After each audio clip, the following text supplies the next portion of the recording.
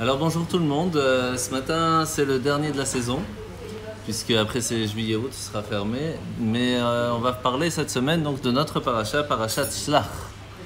La parashat Shlach nous parle des... Ouais, Shlach Lecha. La parashat Shlach nous parle des explorateurs. On a donc l'histoire que le peuple juif arrive devant la terre d'Israël, et on voit que le peuple juif va demander à Moshe la permission d'envoyer des explorateurs pour aller voir le pays. Et lorsqu'ils vont revenir, eh bien, il y en a 10 sur 12 qui vont dire ça vaut pas le coup d'aller en Israël. Et 2 par contre, qui vont dire si, il faut y aller, il n'y a pas de problème, ne vous inquiétez pas, Dieu a toujours été avec nous, vous pouvez lui faire confiance, il n'y a pas de problème. Kalev et Yoshua. Alors ça c'est l'histoire en règle générale. Mais on va essayer de voir aujourd'hui une question. Pourquoi est-ce que Moshe a envoyé les explorateurs? Est-ce que c'était quelque chose d'obligatoire? Est-ce qu'il a eu la permission de Dieu? Est-ce que c'était une bonne idée? On voit bien qu'en fin de compte, c'était pas une bonne idée, puisqu'ils sont revenus, ils n'ont pas fait ça comme il faut. Donc, est-ce que ça valait vraiment le coup d'envoyer ces explorateurs? Sur ça, on va d'abord raconter comment est-ce que un dirigeant du peuple juif fonctionne. Vous savez, il y avait une fois un groupe de jeunes Français qui sont partis en Amérique chez le rabbi de Lubavitch. Et il y en a un qui est passé devant le rabbi. Le rabbi, après, etc., c'était le moment où il donnait des bouteilles de vodka pour ceux qui partaient continuer de diriger leur communauté Lubavitch à travers le monde. Et puis il y a un jeune de ce groupe français qui n'a pas compris. Il pensait que le rabbi distribuait des bouteilles, donc il était sur le chemin, il s'est mis dans la file, et le rabbi le voit et il lui donne la bouteille et il lui dit ça, ce sera pour le mariage. Et là il commence à trembler parce qu'il est déjà marié. C'est quoi l'histoire? C'est quoi le plan? Et on sait que quand le rabbi donnait une bouteille de vodka, on avait l'habitude, en tout cas à ce moment-là, de ne pas vendre cette bouteille au Hametz pendant Pessah, parce que c'est comme si elle a changé de main à ce moment-là. Donc vraiment de la boire avant. Et c'est pour cela que souvent, à l'anniversaire du rabbi qui était le Yud Aleph Nissan, donc quelques jours avant Pessah, eh bien ceux qui avaient reçu des bouteilles qu'ils n'avaient pas encore utilisées, eh bien les amenaient à ce Farbringen, à cette fête, pour pouvoir les boire et faire les chayes. Donc lui, on lui dit c'est pour le mariage, il attend un mariage, quelque chose, il n'y a rien qui se passe. Arrive quelques jours avant Pessah, on lui dit bah tu amènes ce soir, c'est Yud Aleph Nissan, c'est l'anniversaire du rabbi, tu amènes la bouteille. Il dit ok, mais il va pas dans le grand, il va se dire tu sais quoi, je vais au moins faire plaisir à des personnes qui n'ont pas tellement l'habitude. Il va aller dans une petite synagogue où là-bas il n'y avait pas énormément de monde, mais ça va faire plaisir à ceux qui sont sur place. Il arrive là-bas, et qu'est-ce qu'il se rend compte? Qu'il y a quelqu'un qui est là en recherche, il ne sait pas ce qui se passe, il dit écoutez, on a un mariage d'un orphelin et une orpheline, etc., etc. On n'a même pas minyan pour faire le... Est-ce que vous pouvez venir mettre un peu d'ambiance, etc. Il dit plus que ça, sachez que le rabbi m'a donné une bouteille de vodka pour leur mariage. C'est-à-dire que c'était déjà prévu, plus de 9 mois avant, qu'est-ce qui s'était passé à ce moment-là. Donc on voit comment est-ce que le rabbi sait voir bien plus loin. Mais l'histoire ne s'arrête pas là. On voit que la fille, qui était elle-même une fille de parents qui avaient passé la Shoah, qui avaient tout lâché le judaïsme, avait pris sur elle de faire teshuva, de revenir à sa source, et donc elle voulait vraiment se marier avec quelqu'un qui faisait la Torah, les mitzvot. Elle a trouvé quelqu'un de bien de ce côté-là, mais elle avait toujours ses parents, la famille qui lui disait mais pourquoi, tu sais, nous on a vécu des choses, Dieu n'était pas là, etc. Et donc elle a demandé, elle disait Dieu, donne-moi un signe, Rabbi, donne-moi un signe, fais quelque chose qui me montrera que mon chemin est correct. Et ça même qu'elle a reçu la bouteille du Rabbi en fin de compte. 9 mois auparavant, déjà prévu pour ce jour-là, c'était vraiment son signe, elle a pu se marier vraiment avec l'esprit clair. Quand toi tu t'es marié, tu avais le kittel du Rabbi, oui, bien sûr, Rabbi. bien sûr. Ah, vous vous rappelez? Oui, je me souviens. Ouais, j'avais même une partie de la kippa et tout. Ouais, bon, Donc on voit que, qu'est-ce qu'on apprend de cette histoire? En deux mots, un tzaddik, un juste, un dirigeant du peuple juif, un vrai, ne se trompe pas, ne fait pas d'erreur. S'il a donné à tel moment pour... Il ne s'est pas trompé. Donc la question vient tout de suite. Comment est-il possible que Moshe Rabbeinu, le plus grand dirigeant du peuple juif de toute l'histoire, il a pu se tromper en envoyant ses explorateurs? Qui a fait que jusqu'à aujourd'hui, tous les jours du 9 Av, on pleure, qui pendant 40 ans ont fait rester le peuple juif dans le désert et ils sont tous restés là-bas? Comment est-il possible que cette erreur a été si grande alors que c'est Moshe Rabbeinu, le plus grand dirigeant du peuple juif, qui a pu la faire? Salut Gabriel, ça va? Hachem, installe-toi. Un jour, une année. Pardon? Un jour, une année. Ouais, Ils sont ouais. restés 40 jours partis. 40 ans, faut le dire. Ils sont restés 40 jours partis. Attention, pour chaque jour que vous êtes partis, Ah oui, oui, c'est ça. Oui. vous aurez une année. Une année que vous allez rester rester dedans, exactement. Une année dans le désert. Alors, quel a été vraiment l'impact de l'envoi des explorateurs en Israël? Le premier impact, eh bien, c'est que il y a eu un changement total de la vision de ces personnes. Quand ils sont sortis d'Égypte, ils ont reçu la Torah, ils ont reçu la manne, ils ont reçu la protection de Dieu. C'était des gens qui, pour nous, on est loin de ça. C'est-à-dire qu'ils se sont travaillés, ils ont vécu avec Dieu, ils ont vu Dieu. C'est des gens qui, pour nous, on n'arrive même pas à la cheville, même si on essaye. Et en une seconde, tout a changé. Ce sont devenus des parias, entre guillemets, qui n'ont pas eu le mérite de rentrer en Israël et qui ont dû mourir dans le désert. Tous.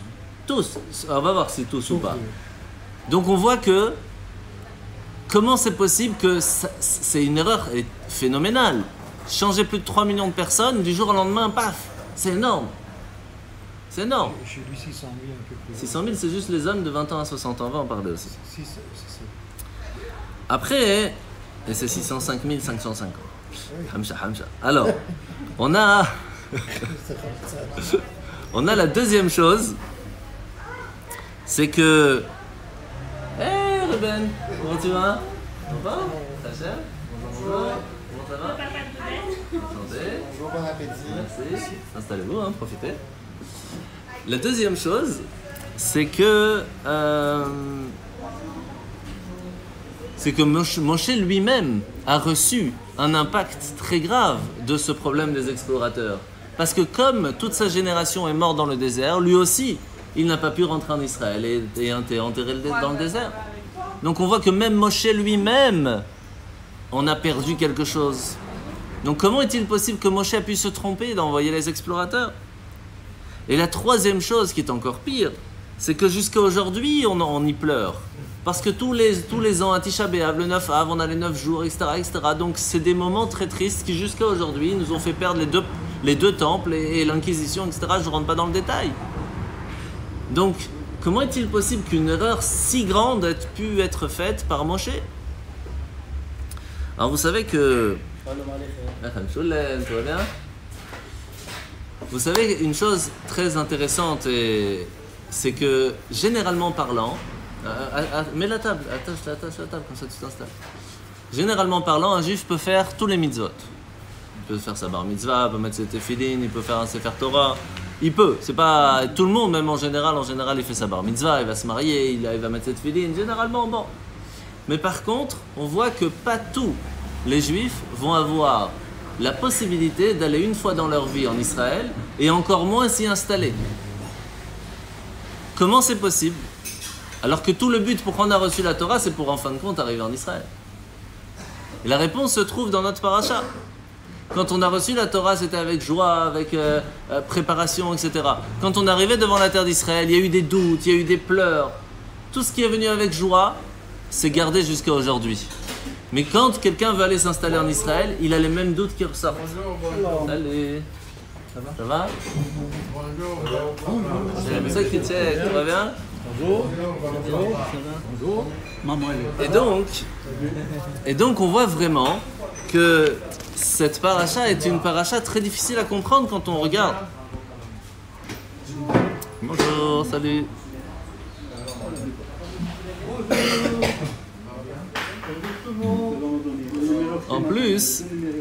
approchez la table comme ça, tout le monde peut se mettre. Ça fait un carton, il y a du monde, bon, Hachem. Alors, il y a encore une place par ici. Ouais. Alors, en plus de ça, on voit que... Ça va, Hachem? On voit que il y a plusieurs erreurs qui se sont faites dans le désert. L'histoire avec l'eau, avec la manne, avec Datan Aviram, avec Korach, avec plein de choses. Mais à chaque fois, c'était où les Égyptiens? Même le Vaudor, c'est les Égyptiens qui ont commencé. Il y a eu Datan Aviram qui ont commencé à faire plein de bêtises. Il y a Korach qui a fait plein d'erreurs. Mais là, c'est Moshe. C'est Moshe lui-même qui prend la décision d'envoyer les explorateurs et qu'à cause que Moshe a pris cette décision, jusqu'aujourd'hui on pleure. Donc la question est encore plus forte. C'est pas que Moshe a été influencé entre guillemets par quelque chose.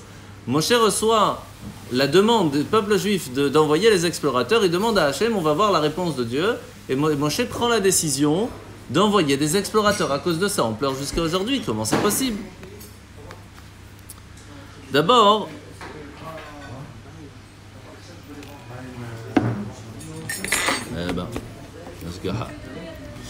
on va essayer de comprendre. Super. D'abord, on va essayer de comprendre pourquoi ils sont partis. Ouais, ça avait fait chaud. Pourquoi ils sont partis? Pourquoi les explorateurs sont partis? Qu'est-ce qu'ils devaient faire en Israël? Est-ce qu'on a une idée? Est-ce que la Torah nous dit pourquoi ils sont partis en Israël, les explorateurs? La raison n'est pas si claire. Parce que lorsque Hachem vient nous dire, il vient dire au peuple juif, à Moshe, voyez, regardez la terre d'Israël que je vous ai promis, qui c'est en héritage, elle est devant vous, c'est pour vous. Qu'est-ce qu'on voit à ce moment-là? Le peuple juif, il a comme un doute. Est-ce que c'est bien? Est-ce que c'est pas bien? C'est pas le mot Israël. Non, bien sûr, non mais c'est Canaan, mais ça change pas, c'est la terre. Alors, Rashi vient nous amener une certaine façon de comprendre ce qui s'est passé à ce moment-là. On va essayer de voir toutes les façons. On va d'abord voir cette première-là. La première façon de comprendre ce qui s'est passé à ce moment-là, c'est que c'est un peu comme si quelqu'un, il vient pour lui donner un cadeau et il dit « C'est bien ce que tu me donnes ?» Il dit « Oui, bien sûr. » Il dit « Je peux tester ?» Il dit « Bien sûr, teste comme tu veux. » Il dit « Ah, puisque tu me donnes la possibilité de tester, ça veut dire que c'est bon, quoi. J'ai pas... » Et peut-être il va tester. C'est un peu la même chose. Hachem, il vient, tout ça, c'est pour que tu profites de la terre d'Israël. Maintenant qu'on a compris ça, ok, le peuple juif arrive devant, il dit « Mais est-ce que c'est vraiment bien? Est-ce qu'on peut aller voir? Est-ce qu'on peut tester ?» Et là, on voit que Moshe Rabbeinu, il pose la question et il dit « Pourquoi pas? Tu veux tester? Vas-y. Moi, je t'ai déjà dit que c'est bien. » Dieu il dit à Moshe, moi j'ai déjà dit au peuple juif et je te l'ai dit à toi, la terre d'Israël c'est la meilleure. Pourquoi tu viens me poser la question? Pourquoi tu vas les tester? Fais ce que tu veux. Moi je te dis que c'est bon. Alors qu'est-ce qu'il fait Moshe? Moshe, il dit au peuple juif, Dieu il m'a dit que pour lui, il n'y a pas besoin d'aller chercher. C'est bien la terre d'Israël. Lui il nous a dit que c'est bien, moi je lui fais confiance. Maintenant, si vraiment vous voulez tester, allez-y, je vais pas vous bloquer d'aller tester, parce que si je vous bloque, vous allez me dire, ah ouais, mais tu veux pas me dire ce qu'il y a dedans en fait. Il dit, tu veux y aller, vas-y. Alors il essaye d'arranger les choses au mieux, et il va prendre les meilleurs de chaque tribu, les chefs de chaque tribu, pour que chacun puisse vraiment voir avec ses yeux comment c'est la terre d'Israël, pour être content. Ce qui veut dire qu'à ce moment-là, les explorateurs ne sont pas partis pour explorer, pour savoir comment aller conquérir la terre. Ils sont partis, la tour est à Haaretz. La tour est à Haaretz, ça veut dire visiter, voir comment il est bien le pays, comment c'est super, comment c'est sympa. Pas voir les faiblesses du pays, pour voir la beauté du pays, pour voir si ça vaut le coup d'y aller. Mais en fin de compte, qui c'est qui a vraiment utilisé le mot Meraglim? Qui a utilisé les explorateurs, les espions? C'est pas Moshe qui a envoyé des espions en Israël, c'est son disciple, Yoshua. Yoshua, plus tard, 40 ans après, lorsqu'il rentre en Israël, il va envoyer 2 explorateurs, 2 espions, pour aller voir comment et où sont les faiblesses d'Israël. Donc on voit que d'un côté, Yehoshua, entre guillemets, a fait bien. Moshe, qui était son maître, s'est trompé. Qu'est-ce qui s'est passé à ce moment-là? C'est problématique. Quelle est la différence entre quand on envoie des personnes pour voir le bien et des personnes pour voir les faiblesses? La réponse est simple. Quand c'est pour voir le bien, d'abord on dit à tout le monde, voilà, on va envoyer des explorateurs, on fait une grande fête, on fait un départ, c'est devant tout le monde, on dit qui c'est. C'est pas des espions, c'est des gens qui vont aller visiter pour nous ramener des détails. Ici, c'est pas la même chose. Yehoshua, il va cacher leur nom, il va pas leur dire, il va dire à personne quand est-ce qu'il part. C'est des espions. Il va pas envoyer 50, il va envoyer 2. Donc on voit que le sens et la façon qu'ils l'ont envoyé, c'est totalement différent. Il est quand même bien écrit pourquoi quand ils sont revenus, ils ont dit que c'est un pays merveilleux. On va voir. Du miel.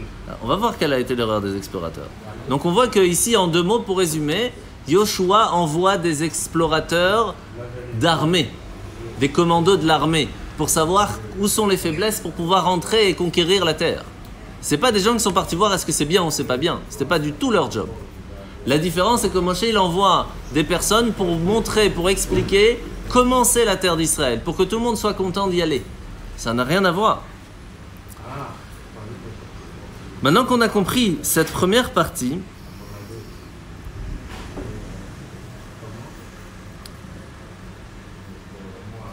est-ce que c'est bien d'avoir fait ça? D'avoir envoyé des personnes pour visiter? On vient d'expliquer que la façon de voir de Rashi, elle n'est pas si mal en soi. Quand quelqu'un veut aller conquérir un pays, d'abord on envoie des gens pour voir si ça vaut le coup. Est-ce que ça sert d'aller là-bas ou pas? Et après on envoie les espions pour aller voir comment faire. Ça veut dire qu'en fait c'est en étapes. Donc la façon que Moshe a envoyé des explorateurs pour voir comment est la terre, en soi c'est une étape même normale. Donc comment ça se fait qu'on a été puni pour ça? Il me demande bien. Regarde si qu'est-ce qui va se passer? Je vais tout vous dire, vous inquiétez pas. Si qu'est-ce qui va se passer à ce moment-là?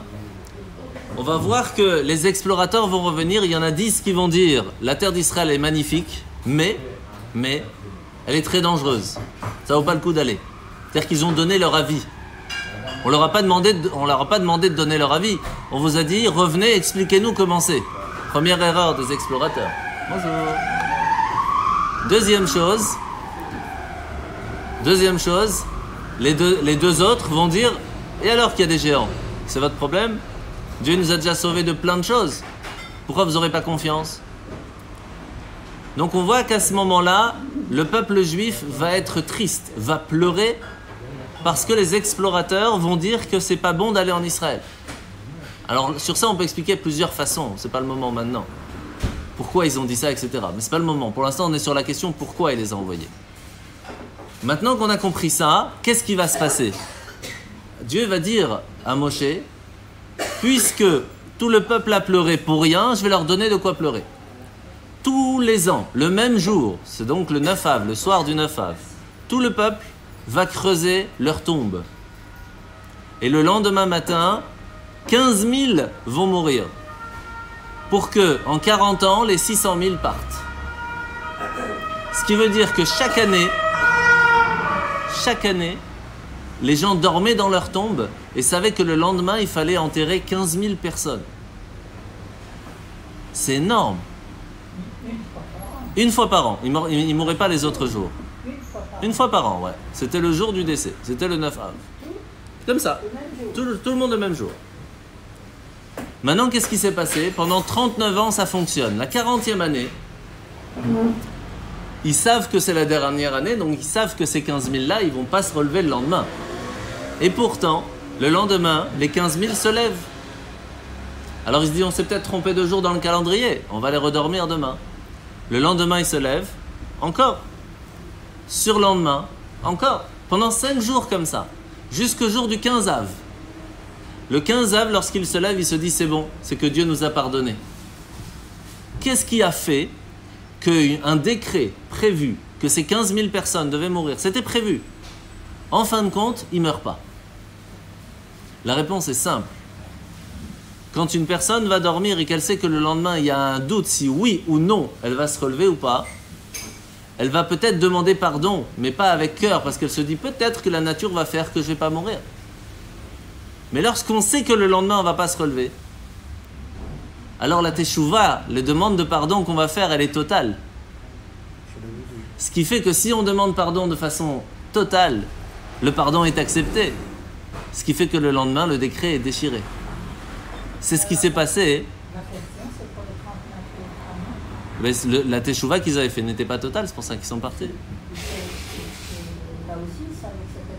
C'était oui ou non. Il y avait un doute. Il y avait 15 000, mais sur 600 000. Donc il y avait un doute, est-ce que c'est eux ou pas? C'est comme si vous allez dormir le soir, vous savez que pendant la nuit, vous êtes jugé. Si oui ou non, vous allez vous relever le matin. C'est pour cela que tous les matins, on dit « Modé Annie, merci de m'avoir fait confiance, de m'avoir donné encore une journée à vivre. » Est-ce qu'avant de dormir, vous demandez pardon parce que vous savez que le lendemain, vous n'allez pas vous relever? Non, parce que il y a un doute. Peut-être oui, peut-être non. Mais si on vous dit demain matin, c'est où? Quand on va dormir, c'est différent. Donc on voit ici que qu'est-ce qui s'est passé lorsque Dieu va dire à Moshe, est-ce qu'il faut envoyer ou pas les explorateurs?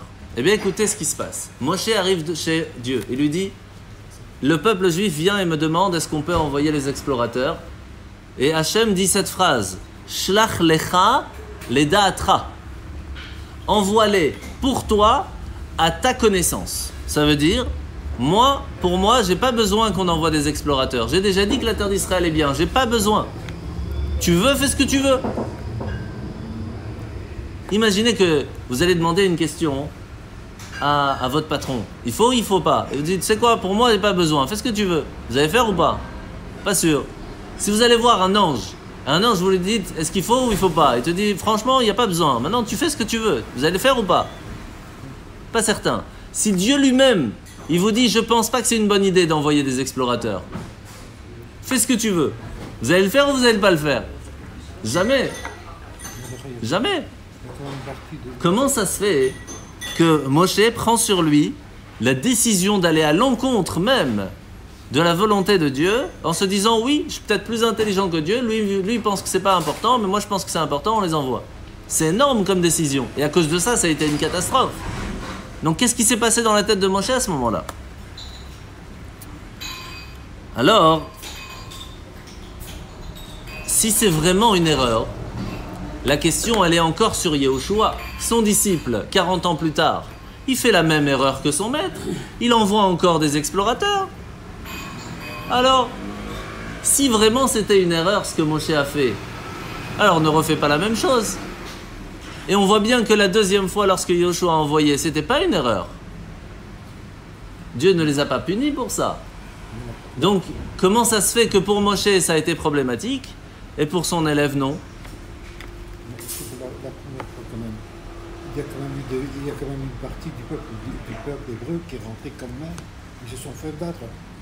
Ah, ça c'est après, c'est encore autre chose. Oh là là, il faut pas tout mélanger. Non, je ne mélange pas, mais je te dis, ça c'est la première fois. C'est autre chose.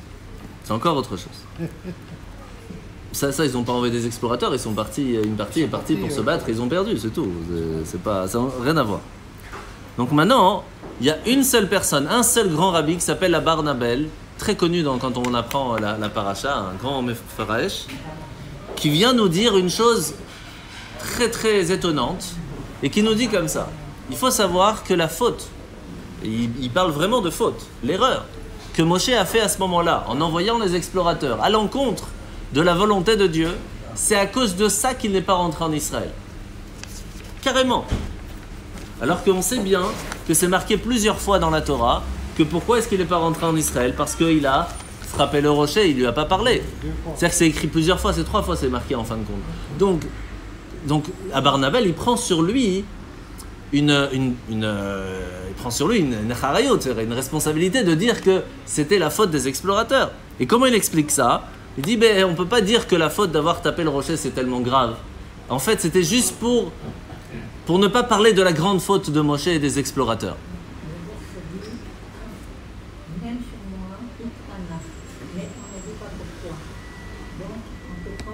Oui, c'est ce que... Exactement, c'est ce que dit Barnabel. C'est exactement ça. Donc, sur ça, il y a quand même cette question qui est très, très difficile à croire sur ça. Parce que si c'est vraiment une faute que Moshe a fait d'envoyer les explorateurs, le problème se pose chez son disciple, comme on a dit. Si c'était un problème d'envoyer des explorateurs parce que ça veut dire que tu n'as pas confiance en Dieu, pourquoi Yahushua, son disciple, envoie des explorateurs et on voit qu'à ce moment-là, ce n'était pas un problème? Donc c'est difficile de dire cette explication, même si, en fin de compte, avec ce qu'on a déjà expliqué, on peut découper la façon comment est-ce que Moshe envoie les explorateurs et Yahushua un peu différemment.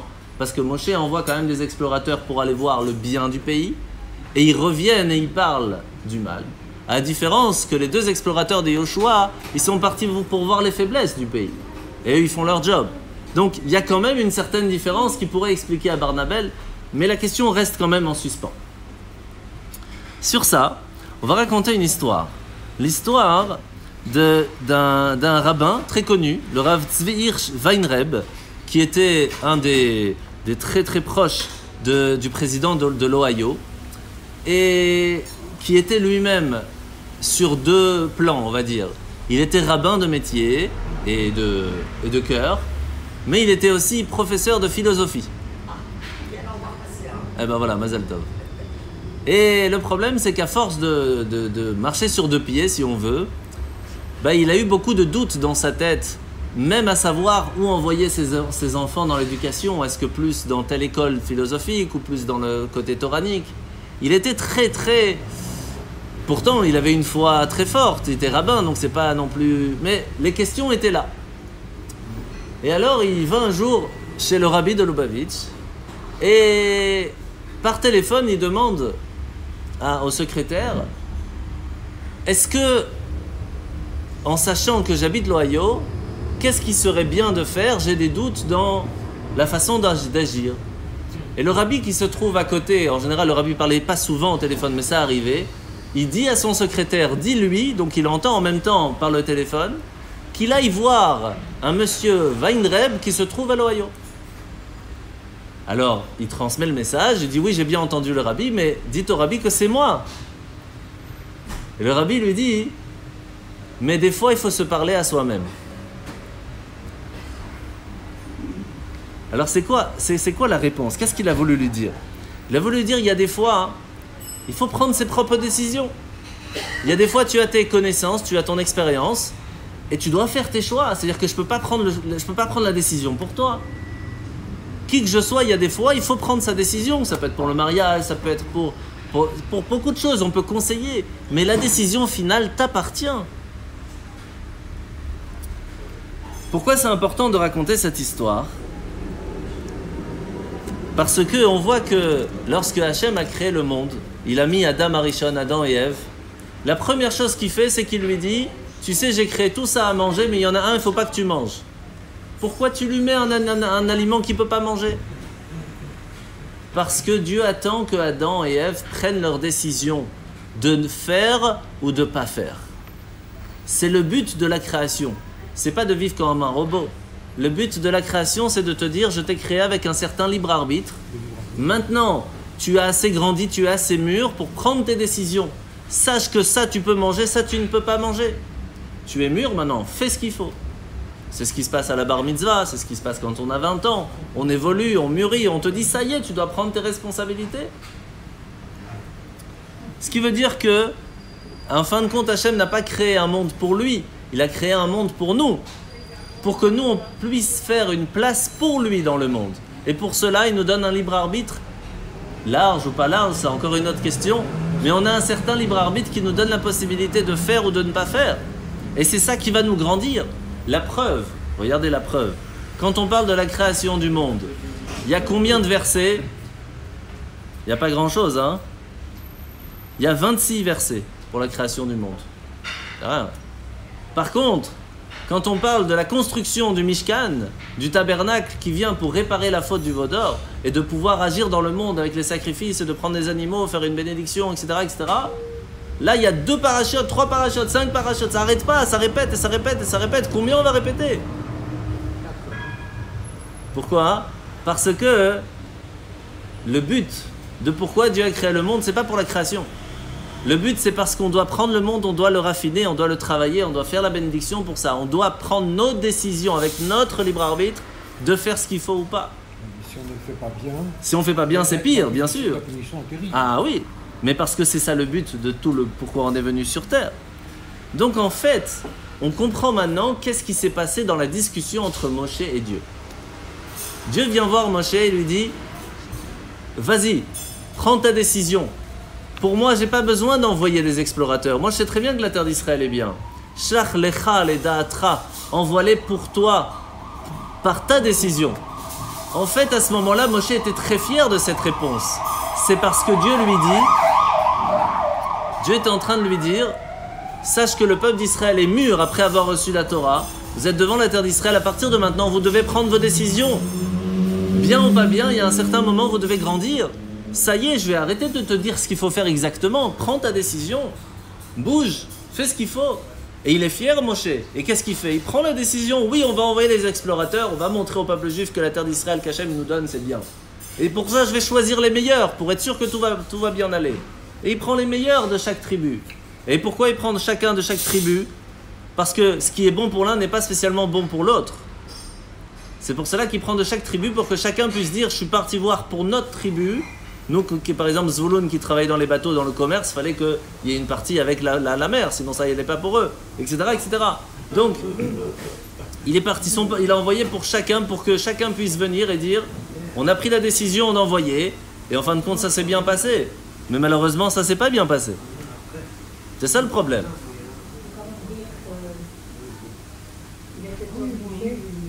Pardon? Hein? Pourquoi il n'avait pas le choix? Pourquoi? Ah oui, mais c'est ça, bien sûr. Donc, qu'est-ce qu'il pouvait faire? Il n'avait pas le choix. Ah bah si, il aurait pu taper du poing en disant « Eh oh, ça suffit, Dieu nous a dit on avance, on avance. » C'était Moshe, hein. Il aurait pu, hein. Il n'avait pas le choix. Hachem. En fin de compte, Il n'avait pas le choix. non, le choix on a toujours, même s'il est difficile, mais... Là, le Datra, c'est un peu curieux, parce qu'il était obligé de passer par là. Non. Mais la preuve, c'est que oui, c'est qu'il devait prendre cette décision, en tout cas. Lui devait prendre la décision. Et cette décision, qui en soi était bien, puisqu'on vient d'expliquer que c'était bien de grandir et de prendre chacun sa décision, malheureusement, cette décision a été catastrophique. Il a été payé cher. Pardon? Il a été payé cher. Elle a été payée très très cher. Mais au moins, on comprend que Moshe n'avait pas fait une erreur en soi d'avoir envoyé les explorateurs. C'était simplement une décision. Maintenant, on va voir autre chose. Pourquoi est-ce qu'aujourd'hui, on n'a pas les mêmes miracles qu'avant? On n'a plus la manne, on n'a plus... C'est une question. Alors sur ça, hein, le rabbi nous explique, il nous raconte une chose très importante. On va finir avec ça.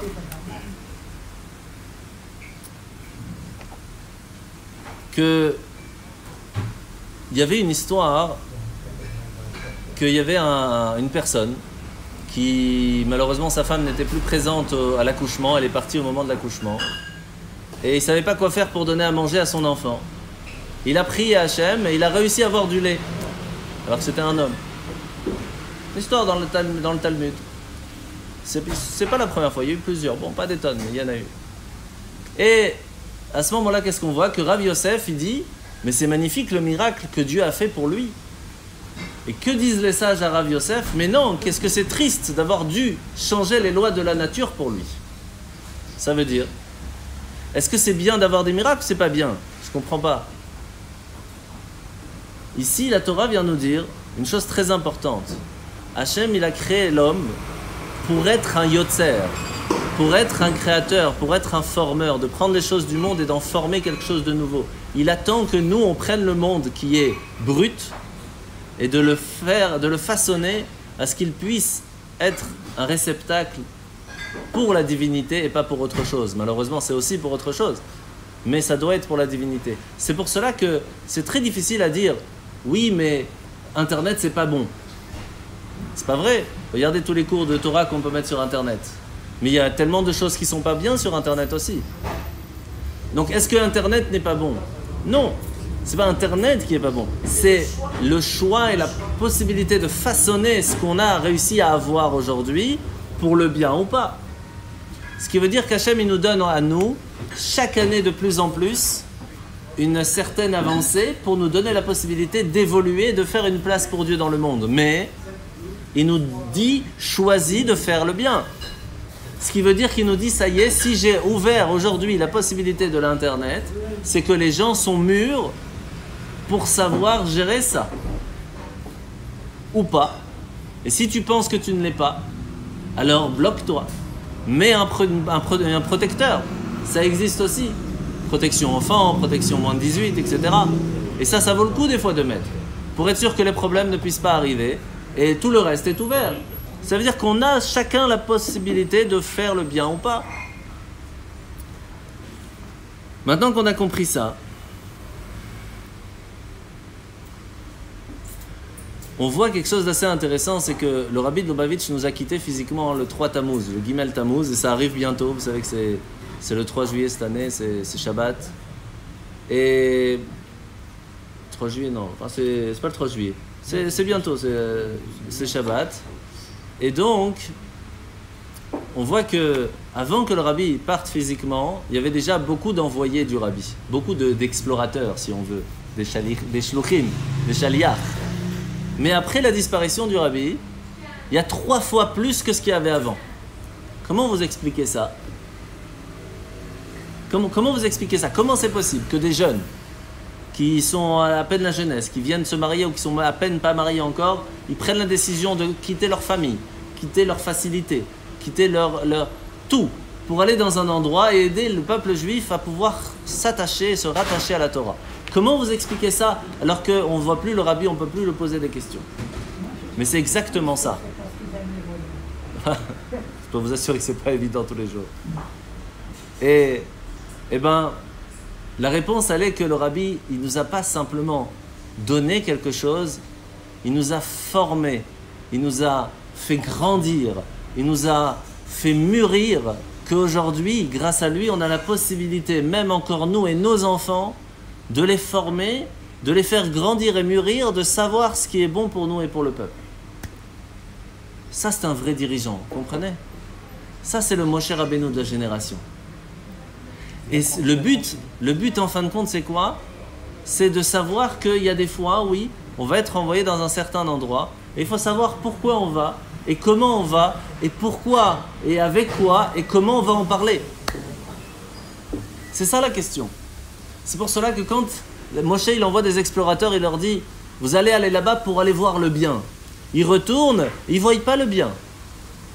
Yoshua, il envoie des explorateurs et ils reviennent en disant il y avait plein de choses magnifiques, mais il y avait telle et telle faiblesse qu'on va pouvoir utiliser pour conquérir. C'est-à-dire que tout va dépendre de notre vue. C'est ça qui va tout changer. Est-ce qu'on peut dire qu'une est bon et l'autre n'est pas bon?